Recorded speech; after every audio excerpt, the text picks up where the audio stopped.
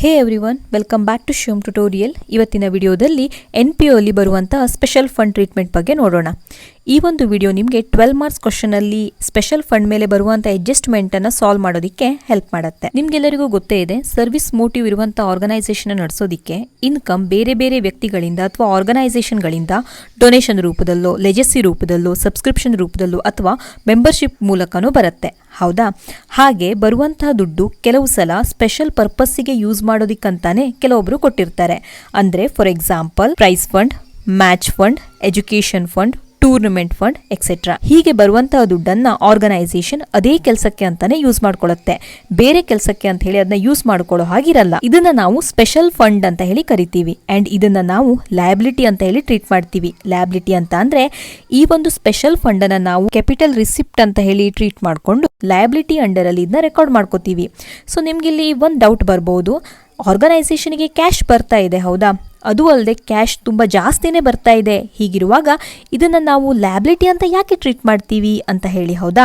ನೋಡಿ, ಕ್ಯಾಶ್ ಏನೋ ಬರ್ತಾ ಇದೆ, ಜಾಸ್ತಿನೇ ಬರ್ತಾ ಇದೆ, ಆದರೆ ಅದನ್ನು ನಾವು ಜನರಲ್ ಪರ್ಪಸ್ಸಿಗೆ ಅದನ್ನ ಯೂಸ್ ಮಾಡೋ ಹಾಗಿಲ್ಲ, ಸ್ಪೆಷಲ್ ಪರ್ಪಸ್ಸಿಗೆ ಅದನ್ನ ಯೂಸ್ ಮಾಡಬೇಕು. ಹಾಗಾಗಿ ಅದನ್ನ ನಾವು ಕ್ಯಾಪಿಟಲ್ ರಿಸಿಪ್ಟ್ ಅಂತ ಟ್ರೀಟ್ ಮಾಡ್ತೀವಿ, ಮತ್ತೆ ಅದನ್ನ ನಾವು ಲಯಬಿಲಿಟಿಯಲ್ಲಿ ರೆಕಾರ್ಡ್ ಮಾಡ್ಕೋತೀವಿ. ಈಗ ನೀವೇ ಸ್ವಲ್ಪ ಯೋಚನೆ ಮಾಡಿ, ನಿಮ್ಮ ಹತ್ರ ತುಂಬಾ ದುಡ್ಡಿದೆ ಅಂತ ಅಂದ್ರೆ ನೀವು ಅದನ್ನ ಹಾಗೆ ಇಟ್ಕೊಳ್ತೀರಾ ಅಥವಾ ಬೇರೆ ಕಡೆ ಅದನ್ನ ಇನ್ವೆಸ್ಟ್ಮೆಂಟ್ ಮಾಡಿ ಅದರಿಂದ ಇನ್ಕಮ್ ನ ಜನರೇಟ್ ಮಾಡ್ಕೋತೀರಾ? ಇಲ್ಲೂ ಹಾಗೆ ಆರ್ಗನೈಸೇಷನ್ ಅಲ್ಲಿ ಜಾಸ್ತಿ ದುಡ್ಡಿದೆ ಅಂತ ಅಂದ್ರೆ ಅದನ್ನ ಅದು ಹಾಗೆ ಇಡಲ್ಲ, ಬದಲಾಗಿ ಈ ಸ್ಪೆಷಲ್ ಫಂಡ್ ಅನ್ನ ಅದು ಬೇರೆ ಕಡೆ ಇನ್ವೆಸ್ಟ್ಮೆಂಟ್ ಮಾಡತ್ತೆ. ಹಾಗೆ ಇನ್ವೆಸ್ಟ್ಮೆಂಟ್ ಮಾಡಿ ಅದರಿಂದ ಬಂದಂತ ಇಂಟ್ರೆಸ್ಟ್ ಆರ್ಗನೈಸೇಷನ್ಗೆ ಇನ್ಕಮ್ ಆಗಿರುತ್ತೆ, ಹೌದಾ? ಆದ್ರೆ ಈ ಇನ್ಕಮ್ ಅನ್ನ ನಾವು ಇನ್ಕಮ್ ಅಂಡ್ ಎಕ್ಸ್ಪೆಂಡಿಚರ್ ಅಕೌಂಟ್ ಅಲ್ಲಿ ರೆಕಾರ್ಡ್ ಮಾಡ್ಕೊಳ್ಳೋದಿಕ್ಕೆ ಆಗೋದಿಲ್ಲ. ಯಾಕೆ ಅಂತ ಅಂದ್ರೆ ಆ ಒಂದು ಇನ್ಕಮ್ ಸ್ಪೆಷಲ್ ನೇಚರ್ ಇರುವಂತ ಇನ್ಕಮ್ ಆಗಿರುತ್ತೆ. ಹಾಗಾಗಿ ಅದನ್ನ ಸ್ಪೆಷಲ್ ಫಂಡಿಗೆ ಆಡ್ ಮಾಡ್ತೀವಿ. ಈ ಟಾಪಿಕ್ ಇನ್ನೂ ಚೆನ್ನಾಗಿ ಕ್ಲಿಯರ್ ಆಗಬೇಕು ಅಂತ ಅಂದ್ರೆ ಇದ್ರ ಮೇಲೆ ಒಂದು ಪ್ರಾಬ್ಲಮ್ ನ ಸಾಲ್ವ್ ಮಾಡಬೇಕು. How would you treat the following items in the case of non-for-profit organization? So ಇಲ್ಲಿ ಫಸ್ಟ್ ಕೇಸನ್ನು ನೋಡೋಣ. Tournament fund ₹40,000, tournament expenses ₹14,000, receipt from tournament ₹16,000. ಹಾಗಂತ ಅಂದರೆ ಟೂರ್ನಮೆಂಟ್ ಫಂಡ್ ಅಂತ ಹೇಳಿ ಕಲೆಕ್ಟ್ ಆಗಿರೋ ಅಮೌಂಟ್ 40,000 ಇದೆ. ಇದನ್ನ ಒಬ್ಬ ವ್ಯಕ್ತಿನೂ ಕೊಡ್ಬೋದು, ಅಂದರೆ ಟೂರ್ನಮೆಂಟ್ ನಡೆಸಿ ಅಂತೇಳಿ ದುಡ್ಡನ್ನು ಕೊಟ್ಟಿರಬಹುದು, ಅಥವಾ ಸಾಕಷ್ಟು ವ್ಯಕ್ತಿಗಳು ಸೇರಿ ದುಡ್ಡನ್ನು ಕೊಟ್ಟಿರಬಹುದು, ಒಂದು ಆರ್ಗನೈಸೇಷನ್ ಕೂಡ ಇದನ್ನ ಕೊಟ್ಟಿರಬಹುದು. ಸೊ ಫಂಡ್ ಅಂತ ಹೇಳಿ 40,000 ಕಲೆಕ್ಟ್ ಆಗಿದೆ. ಸೊ ಇದು ಟೂರ್ನಮೆಂಟಿಗೆ ಅಂತಾನೆ ಸ್ಪೆಸಿಫಿಕ್ ಆಗಿ ಕಲೆಕ್ಟ್ ಆಗಿರುವಂತಹದ್ದು ಅಮೌಂಟ್. ಇದನ್ನ ಟೂರ್ನಮೆಂಟ್ ನಡೆಸೋದಿಕ್ಕೆ ಯೂಸ್ ಮಾಡ್ಕೊಳ್ಬೇಕು. ನೆಕ್ಸ್ಟ್ ನೋಡಿ, ಟೂರ್ನಮೆಂಟ್ ಎಕ್ಸ್ಪೆನ್ಸಸ್ ₹14,000.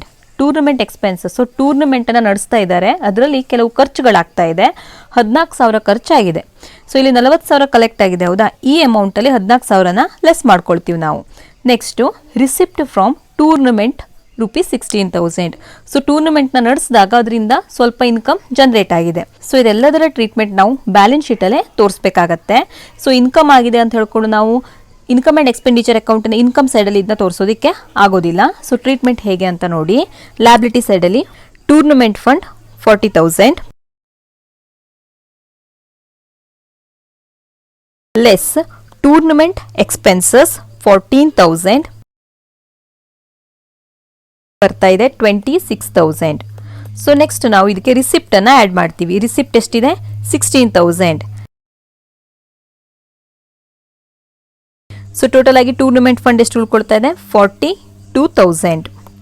ಸೊ ಈ ತರ ಒಂದು ಇಫೆಕ್ಟ್ ನಾವು ತೋರಿಸ್ತೀವಿ. ಸೊ ಈ ಎಲ್ಲ ಐಟಮ್ಗಳು ರಿಸಿಪ್ಟ್ ಅಂಡ್ ಪೇಮೆಂಟ್ ಅಕೌಂಟ್ ಅಲ್ಲೇ ತೋರಿಸ್ತಾ ಇರುತ್ತೆ, ಹೌದಾ? ಹಾಗಾಗಿ ಕ್ಯಾಟಗರಿ ಮಾಡುವಾಗ ಸ್ವಲ್ಪ ಕನ್ಫ್ಯೂಷನ್ ಇದು ಕ್ರಿಯೇಟ್ ಮಾಡುತ್ತೆ. ಇನ್ನು ನೆಕ್ಸ್ಟ್ ಕೇಸನ್ನು ನೋಡೋಣ. ನೆಕ್ಸ್ಟ್ ಕೇಸಲ್ಲಿ ಇನ್ವೆಸ್ಟ್ಮೆಂಟ್ ಇದ್ದಾಗ ಹೇಗೆ ಮಾಡಬೇಕು ಅಂತ ಹೇಳಿ ಕಲಿತೀವಿ. ನೆಕ್ಸ್ಟ್ ಕ್ವಶನ್ ನೋಡಿ, ಇಲ್ಲಿ ಪ್ರೈಸ್ ಫಂಡ್ 80,000 ಅಂತ ಇದೆ ಅಂಡ್ ಪ್ರೈಸ್ ಫಂಡ್ ಇನ್ವೆಸ್ಟ್ಮೆಂಟ್ 80,000 ಅಂತ ಇದೆ. ಅಂದ್ರೆ ಈ ಪ್ರೈಸ್ ಫಂಡ್ ಅಂತ ಏನು ಅಮೌಂಟ್ ಕಲೆಕ್ಟ್ ಆಗಿತ್ತು, ಇದನ್ನ ಆರ್ಗನೈಸೇಷನ್ ಬೇರೆ ಒಂದು ಕಡೆ ಇನ್ವೆಸ್ಟ್ಮೆಂಟ್ ಮಾಡ್ತಾ ಇದೆ, ಅಂದ್ರೆ ಒಂದು ಸೆಕ್ಯೂರಿಟಿಯಲ್ಲಿ ಇರಬಹುದು, ಇನ್ವೆಸ್ಟ್ಮೆಂಟ್ ಮಾಡ್ತಾ ಇದೆ. Income from prize fund investment, so ಏನು 80,000 ಇನ್ವೆಸ್ಟ್ಮೆಂಟ್ ಮಾಡಿತ್ತು ಅದರಿಂದ ಇಂಟ್ರೆಸ್ಟ್ ಬರ್ತಾ ಇದೆ, ಬಡ್ಡಿ ಬರ್ತಾ ಇದೆ, ಇದು ಇನ್ಕಮ್ ಆಗತ್ತೆ, ಹೌದಾ? ಆರ್ಗನೈಸೇಷನಿಗೆ. ಬಟ್ ಇದು ಸ್ಪೆಷಲ್ ನೇಚರ್ ಇರುವಂತ ಇನ್ಕಮ್, ಹಾಗಾಗಿ ಇದನ್ನು ಕೂಡ ನಾವು ಬ್ಯಾಲೆನ್ಸ್ ಶೀಟ್ ಅಲ್ಲೇ ತೋರಿಸಬೇಕಾಗತ್ತೆ. ಇಲ್ಲಿ 8,000 ಇನ್ಕಮ್ ಜನರೇಟ್ ಆಗ್ತಾ ಇದೆ. Next, prize awarded 6,000. So prize ಅನ್ನ ಕೊಡ್ತಾ ಇದ್ದಾರೆ. ಸೊ ಇದು ಒಂದು ರೀತಿಯ ಎಕ್ಸ್ಪೆನ್ಸಸ್ ತರ ಕನ್ಸಿಡರ್ ಆಗತ್ತೆ. ಪ್ರೈಸ್ ಕೊಡ್ತಾ ಇದ್ದಾರೆ, ಅಲ್ಲಿ 6,000 ಖರ್ಚಾಗ್ತಾ ಇದೆ. ಸೊ ಇದರ ಟ್ರೀಟ್ಮೆಂಟ್ ಹೇಗೆ ಅಂತ ಹೇಳಿ ನೋಡೋಣ. ಫಸ್ಟು ಪ್ರೈಸ್ ಫಂಡ್ 80,000 ನಾವು ಲಯಬಿಲಿಟಿಯಲ್ಲಿ ತಗೊಳ್ತೀವಿ. ನೆಕ್ಸ್ಟ್ ಪ್ರೈಸ್ ಫಂಡ್ ಇನ್ವೆಸ್ಟ್ಮೆಂಟ್ 80,000 ಇದೆ ಇಲ್ಲಿ. ಸೊ ಇದನ್ನ ನಾವು ಅಸೆಟ್ ಅಲ್ಲಿ ತಗೊಳ್ತೀವಿ. ಸೊ ನಿಮಗೆ ಗೊತ್ತಿದೆ ಇನ್ವೆಸ್ಟ್ಮೆಂಟ್ ಅನ್ನೋದು ಅಸೆಟ್ ನ ಕ್ಯಾಟಗರಿಯಲ್ಲಿ ಬರುವಂತದ್ದು, ಹೌದಾ? ಅಸೆಟ್ ಆಗತ್ತೆ. ಹಾಗಾಗಿ ಅಸೆಟ್ ಸೈಡ್ ಅಲ್ಲಿ ಬರೀತೀರಿ ಪ್ರೈಸ್ ಫಂಡ್ ಇನ್ವೆಸ್ಟ್ಮೆಂಟ್ಸ್. ಸೊ ನೀವಿಲ್ಲಿ ನೋಡ್ಬೋದು ಪ್ರೈಸ್ ಫಂಡ್ ಅಂತ 80,000 ಕಲೆಕ್ಟ್ ಆಗಿದ್ದಾಗಿತ್ತು, ಹೌದಾ? ಸೊ ಅದನ್ನೇ ಕರೆಕ್ಟ್ ಆಗಿ ಇನ್ವೆಸ್ಟ್ಮೆಂಟ್ ಮಾಡ್ತಾ ಇದ್ದಾರೆ. ಸೊ ಇನ್ವೆಸ್ಟ್ಮೆಂಟ್ ಇದೆ 80,000 ಈಕ್ವಲ್ ಇದೆ ಅಲ್ಲಿ. Next income from prize fund investment. So ಇಲ್ಲಿ ಇಂಟ್ರೆಸ್ಟ್ ಜನರೇಟ್ ಆಗ್ತಾ ಇದೆ. 80,000 ಏನು ಇನ್ವೆಸ್ಟ್ಮೆಂಟ್ ಮಾಡಿದ್ವಿ, ಈ 80,000 ಮೇಲೆ ಇಂಟ್ರೆಸ್ಟ್ ಬರ್ತಾ ಇದೆ, ಹೌದಾ? ಸೊ ಇದು ಇನ್ಕಮ್ ಆಗಿರುತ್ತೆ, ಬಟ್ ಇದು ಸ್ಪೆಷಲ್ ನೇಚರ್ ಇರುವಂತ ಇನ್ಕಮ್. ಹಾಗಾಗಿ ಇದನ್ನ ನಾವು ಪ್ರೈಸ್ ಫಂಡಿಗೆ ಆಡ್ ಮಾಡಬೇಕಾಗತ್ತೆ. ಸೊ ಇಲ್ಲಿ ತುಂಬಾ ಜನರಿಗೆ ಕನ್ಫ್ಯೂಷನ್ ಆಗ್ಬಿಡತ್ತೆ, ಇನ್ಕಮ್ ಅಲ್ವಾ ಇದು, ಹಾಗಾಗಿ ಇನ್ಕಮ್ ಅಂಡ್ ಎಕ್ಸ್ಪೆಂಡಿಚರ್ ಅಲ್ಲಿ ರೆಕಾರ್ಡ್ ಮಾಡೋಣ ಅಂತ ಕನ್ಸಿಡರ್ ಮಾಡ್ಕೊಳ್ತೀರಿ. ಬಟ್ ಇದು ಸ್ಪೆಷಲ್ ನೇಚರ್ ಇರುವಂತ ಇನ್ಕಮ್, ಹಾಗಾಗಿ ಆಡ್. ಸೊ ಟೋಟಲಿ ಎಷ್ಟಾಗ್ತಾ ಇದೆ 88,000 ಆಯಿತು. Next prize awarded ₹6,000. ಸೊ ಇದು ಒಂದು ರೀತಿಯ ಎಕ್ಸ್ಪೆನ್ಸಸ್ ಆಗುತ್ತೆ, ಹೌದಾ? ಯಾಕೆಂತಂದ್ರೆ ಬೇರೆಯವರಿಗೆ ಪ್ರೈಸ್ ಕೊಡ್ತಾ ಇದೀವಿ ಅಂತ ಅಂದ್ರೆ ಖರ್ಚಾಗ್ತಾ ಇದೆ, ಎಕ್ಸ್ಪೆನ್ಸಸ್ ಆಗ್ತಾ ಇದೆ. ಸೊ ಇದನ್ನು ನಾವು ಪ್ರೈಸ್ ಫಂಡ್ ಅಲ್ಲಿ ಲೆಸ್ ಮಾಡ್ಕೊಳ್ಬೇಕಾಗತ್ತೆ. ಸೊ ಲೆಸ್ ಔಟರ್ ಕಾಲಮ್ ಅಲ್ಲಿ ಎಷ್ಟಾಗ್ತಾ ಇದೆ 82,000. ಈ ತರ ನಾವು ಟ್ರೀಟ್ಮೆಂಟ್ ಅನ್ನ ಮಾಡ್ತೀವಿ. ಈಗ ನೆಕ್ಸ್ಟ್ ಇನ್ನೊಂದು ಎಕ್ಸಾಂಪಲ್ ನ ನೋಡೋಣ. Match expenses 16,000, match fund 8,000, donation for match fund 5,000. So ಇದು ಸ್ಪೆಸಿಫಿಕ್ ಡೊನೇಷನ್ ಆಗುತ್ತೆ. 5,000 ಡೊನೇಷನ್ ರೂಪದಲ್ಲಿ ಬರ್ತಾ ಇದೆ. Next sale of match tickets 7,000. So sale of match tickets ಅಂತ ಅಂದ್ರೆ ಇದರಿಂದ ಇನ್ಕಮ್ ಜನರೇಟ್ ಆಗುತ್ತೆ. ಮ್ಯಾಚ್ ಅನ್ನ ಕಂಡಕ್ಟ್ ಮಾಡ್ತಾ ಇದೀವಿ, ಹಾಗಾಗಿ ಟಿಕೆಟ್ಸ್ ಅನ್ನ ಸೇಲ್ ಮಾಡ್ತಾ ಇದೀವಿ ಅಂದಮೇಲೆ ನಮ್ಗೆ ಏನಾಗ್ತಾ ಇದೆ, ಇನ್ಕಮ್ ಜನರೇಟ್ ಆಗ್ತಾ ಇದೆ ಅಂತ ಆಯ್ತು. ಸೊ ಇದ್ರ ಟ್ರೀಟ್ಮೆಂಟ್ ಅನ್ನ ನೋಡೋಣ.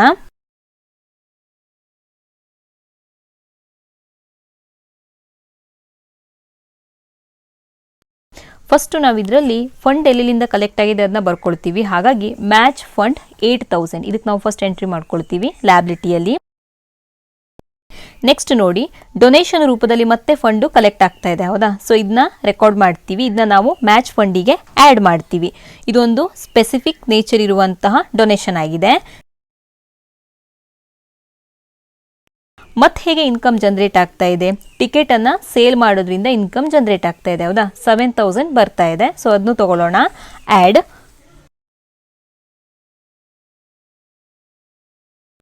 ಸೊ ಟೋಟಲ್ ಎಷ್ಟು ಬರ್ತಾ ಇದೆ 20,000. ಸೊ ನೆಕ್ಸ್ಟ್ ಈ 20,000 ಅಲ್ಲಿ ಎಕ್ಸ್ಪೆನ್ಸಸ್ ಅನ್ನ ಲೆಸ್ ಮಾಡ್ಕೊಳ್ತೀವಿ. ಮ್ಯಾಚ್ ಎಕ್ಸ್ಪೆನ್ಸಸ್ ಇದೆ 16,000, ಹೌದಾ? ಇದನ್ನ ನಾವೇನ್ ಮಾಡ್ತೀವಿ, ಲೆಸ್ ಮಾಡ್ತೀವಿ. ಸೊ ಔಟರ್ ಕಾಲಮ್ ಅಲ್ಲಿ ಅಮೌಂಟ್ ಬರ್ತಾ ಇದೆ 4,000. ಸೊ ಈ ತರ ಒಂದು ಟ್ರೀಟ್ಮೆಂಟ್ ಅನ್ನ ಮಾಡ್ತೀವಿ. ಒಂದೊಮ್ಮೆ ಇಲ್ಲಿ ನೆಗೆಟಿವ್ ಬ್ಯಾಲೆನ್ಸ್ ಬಂದ್ರೆ ಏನ್ ಮಾಡಬೇಕು ಅಂದ್ರೆ, ಫಾರ್ ಎಕ್ಸಾಂಪಲ್ ಇಲ್ಲಿ 16,000 ಇತ್ತೆ, ಹೌದಾ? ಈ 16,000 ಬದಲಿಗೆ ಮ್ಯಾಚ್ ಎಕ್ಸ್ಪೆನ್ಸಸ್ 22,000 ಬಂದಿದ್ರೆ ಏನಾಗ್ತಾ ಇತ್ತು, 2,000 ನೆಗೆಟಿವ್ ಫಿಗರ್ ಅಂತ ಹೇಳಿ ಇಲ್ಲಿ ತೋರ್ಸೋಕ್ಕಾಗತ್ತಾ? ಬ್ರಾಕೆಟ್ ಅಲ್ಲಿ 2,000 ಅಂತ ಹೇಳಿ ಇಲ್ಲ, ಈ ತರ ತೋರ್ಸೋದಿಕ್ಕಾಗೋದಿಲ್ಲ. ಬದಲಾಗಿ ಇದನ್ನ ನಾವು ಇನ್ಕಮ್ ಆ್ಯಂಡ್ ಎಕ್ಸ್ಪೆಂಡಿಚರ್ ಅಕೌಂಟ್ ಅಲ್ಲಿ ಎಕ್ಸ್ಪೆಂಡಿಚರ್ ಸೈಡ್ ಅಲ್ಲಿ ಇದರ ಇಫೆಕ್ಟ್ ಅನ್ನು ನಾವು ತೋರಿಸ್ತೀವಿ. ಇವಿಷ್ಟು ಸ್ಪೆಸಿಫಿಕ್ ಫಂಡ್ ಬಗ್ಗೆ.